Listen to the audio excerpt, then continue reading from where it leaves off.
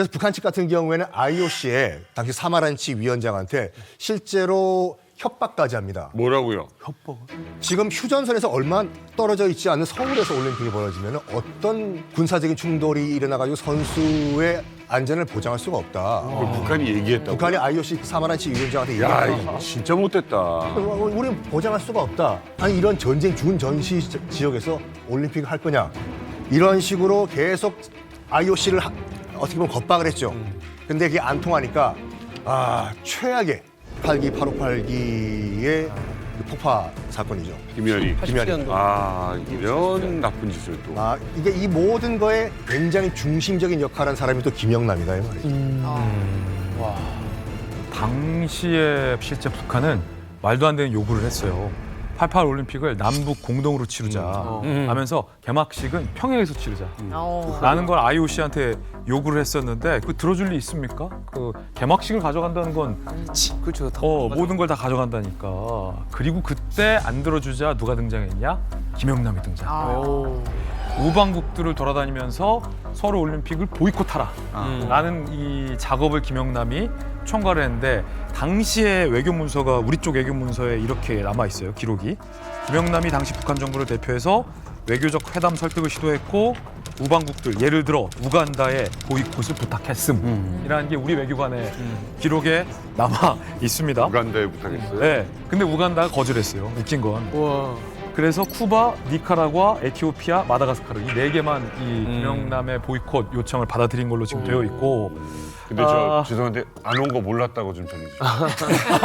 안 온 거 몰랐다고?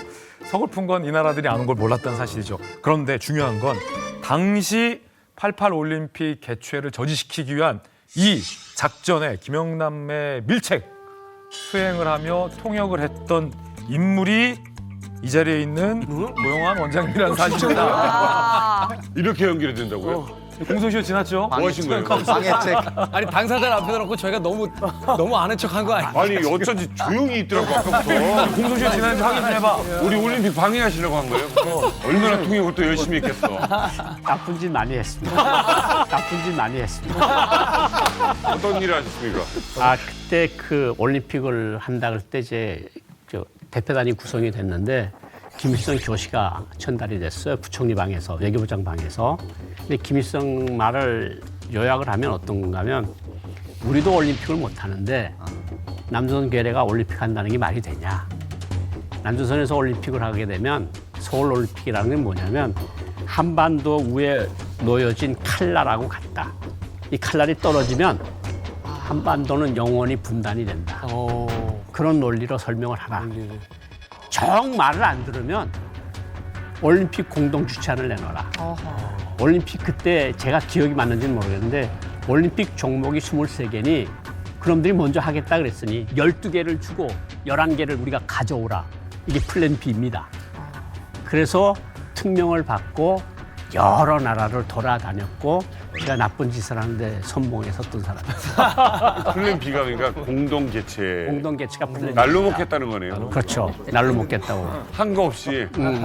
야 이거 너무했네요. 그런 계획까지 했다고요? 아니 아까 말씀 중에 올림픽 저지 대표단이라는 말씀하셨어요. 올림픽 유치 대표단. 네, 유치가 아니고 저지 대표단 맞아요? 네, 올림픽 서울 올림픽 저지 외교공세 대표단입니다. 공식 명칭이. 근데 진짜 그 마음을 먹을 수가 있나요? 공동 개최라도 같이 하자. 하나도 안 도와주고. 그렇지. 그래서 그때 김영남 외교부장이랑 같이 해서 6명이 같이 타려는데 그때 이제 최장 기간을 김영남하고 같이 40일 동안을 돌아다녔는데 그게 87년도 10월, 11월 그 칼기 사건은 11월 달에 일어났고 그래서 돌아다녔는데 제일 중요시했던 나라가 역시 동굴아파의 영향권을 많이 가지고 있던 당시 소비에트 연맹, 소련이죠.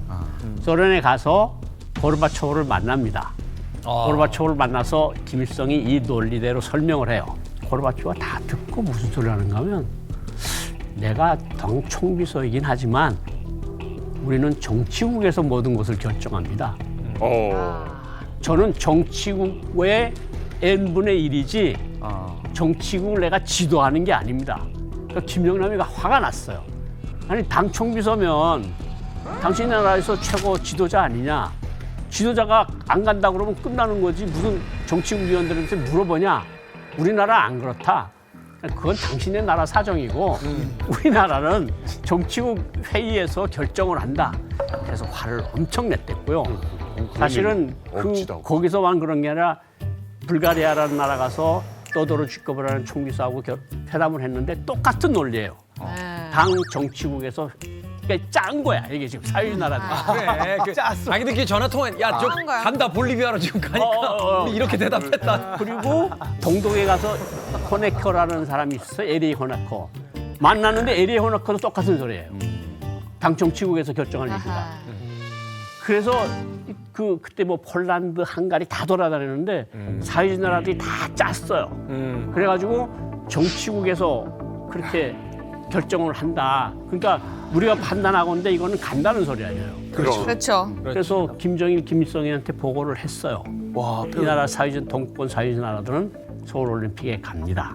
어떻게 보면 이제 우방국이었던 이제 소련도 이제 부탁을 거절했잖아요. 네. 그럼 이제 김영남 화가 많이 났을 것 같은데 그때 박사님 어땠어요? 제가 그때 기억에 제일 생생한 게 이제 고르바초프를 만나고 와서 저녁에 됐는데 이제 컴컴해졌어요.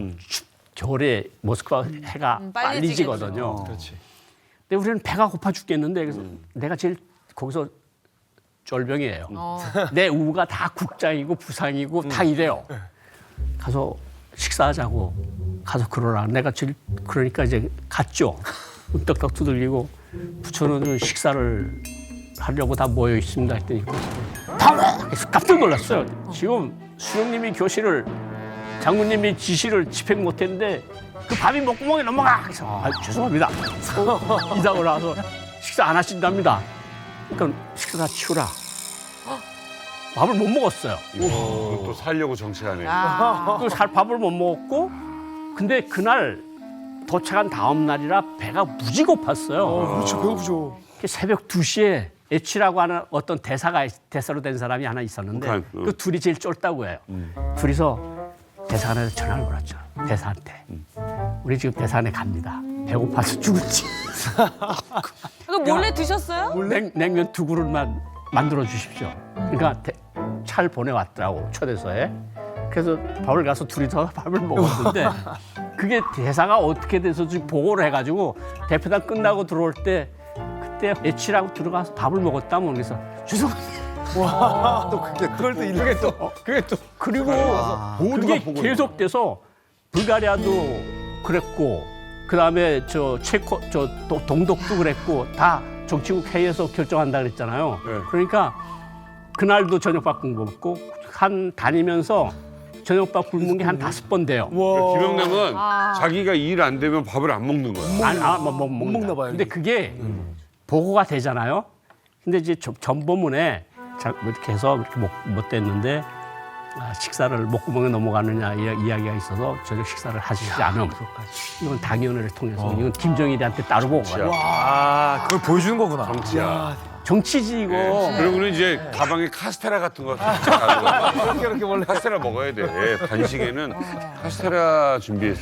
그러니까 이게 이미 미소 양측이 그 필두로 해가지고 이번에는 좀 으쌰으쌰 서울에 모여보자 이제 네. 대세가 형성됐는데 그걸 그렇죠. 어떻게 해보려고 그러니까 밥을 굶을 수밖에 없죠.